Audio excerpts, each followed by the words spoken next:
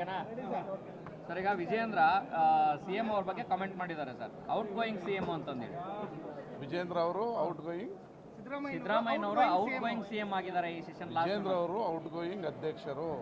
ಅವರನ್ನ ಅಧ್ಯಕ್ಷಗಿರಿಯಿಂದ ತೆಗಿಬೇಕು ಅಂತೇಳಿ BJPಯ ಒಂದು ಬಣ ಅಲ್ಲೇ ಕುತ್ಕೊಂಡು ಸೋಮಣ್ಣ ಅವ್ರನ್ನ ಅಧ್ಯಕ್ಷರು ಮಾಡಬೇಕು, ಈ ಸೋಮಣ್ಣ ಅವ್ರನ್ನ ಅಂತೇಳಿ ಹಗಲು ರಾತ್ರಿ ಬಣ ತೊಟ್ಟು ಮಾಡ್ತಾ ಇದೆ. ಅವರು ಔಟ್ ಗೋಯಿಂಗ್ ಅಧ್ಯಕ್ಷ ಅನ್ನೋ ಬದಲು ಈ ರೀತಿ ಹೇಳಿರ್ಬೋದು.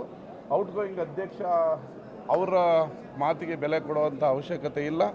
ನಮ್ಮ ಸರ್ಕಾರ ಗಟ್ಟಿಯಾಗಿದೆ. 5 ವರ್ಷ ಕಾಂಗ್ರೆಸ್ ಸರ್ಕಾರ ಇರ್ತದೆ.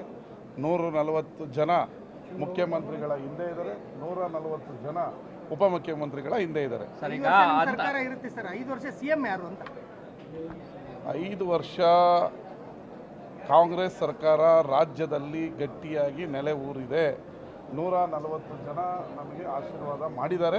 28ಕ್ಕೆ ಸರ್ಕಾರ ಹೆಂಗ್ ತರಬೇಕು ಅನ್ನೋದು ನಮ್ಮ ಮುಖ್ಯಮಂತ್ರಿಗಳು. ವಿಜೇಂದ್ರ ಅವರ ಆರೋಪಕ್ಕೆ ಪೂರಕವಾಗಿ ನಿಮ್ಮ ಪಾರ್ಟಿಯಲ್ಲೂ ಕೂಡ ಡಿನ್ನರ್ ಮೀಟಿಂಗ್ಗಳು ಜಾಸ್ತಿ ಆಗ್ತಾ ಇದೆ. ಅಂತಹ ಬೆಳವಣಿಗೆಗಳು ಏನಾದ್ರು ಇದೆಯಾ ಸರ್ ಔಟ್ ಗೋಯಿಂಗ್ CM ಅನ್ನೋ ರೀತಿಯಲ್ಲಿ? ಈಗ DK ಶಿವಕುಮಾರ್ ಅವ್ರದ್ದು ಡಿನ್ನರ್ ಮೀಟಿಂಗಿಗೆ ನಾನು ಇರಲಿಲ್ಲ, ಹೋಗಿಲ್ಲ. ಮೊನ್ನೆ ದಿನೇಶ್ ಗುಂಡೂರಾವ್ ಅವ್ರು ಕರೆದ್ರು ಹೋಗಿದ್ದೆ. ಇವತ್ತು ಇನ್ನೊಬ್ರು ಕರೆದ್ರೆ ಹೋಗಿದೆ. ಊಟ ಮಾಡಿದ ತಕ್ಷಣ ಮುಖ್ಯಮಂತ್ರಿಗಳೆಲ್ಲ ಬದಲಾಗಲ್ರಿ. ಅದೆಲ್ಲ ಹಳೆ ಕಥೆ ಆಯ್ತು. ಇವಾಗ ತಂತ್ರಜ್ಞಾನ AI ಯುಗ. ಊಟ ಮಾಡಿದ ತಕ್ಷಣ CM ಬದಲಾಗಲ್ಲ. ಈಗ ಬದಲಾಗೋದು ವಿಜೇಂದ್ರ ಅವರು ಪೋಸ್ಟು.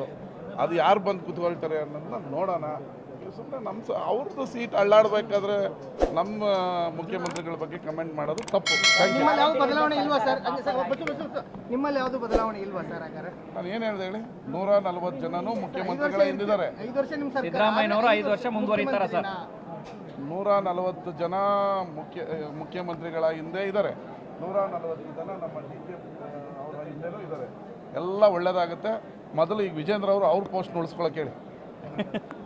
ಲೇಟೆಸ್ಟ್ ಹಾಗೂ ಇಂಟ್ರೆಸ್ಟಿಂಗ್ ಸುದ್ದಿಗಳಿಗಾಗಿ ಬಾಸ್ ಟಿವಿ ಕನ್ನಡ ಚಾನೆಲ್ನ ಸಬ್ಸ್ಕ್ರೈಬ್ ಮಾಡಿ. ಹಾಗೆಯೇ ಬೆಲ್ ಐಕಾನ್ ಪ್ರೆಸ್ ಮಾಡಿ. ಇದರ ಜೊತೆಗೆ ಫೇಸ್ಬುಕ್, ಇನ್ಸ್ಟಾಗ್ರಾಮ್, X ನಲ್ಲೂ ಮಿಸ್ ಮಾಡದೆ ಫಾಲೋ ಮಾಡಿ.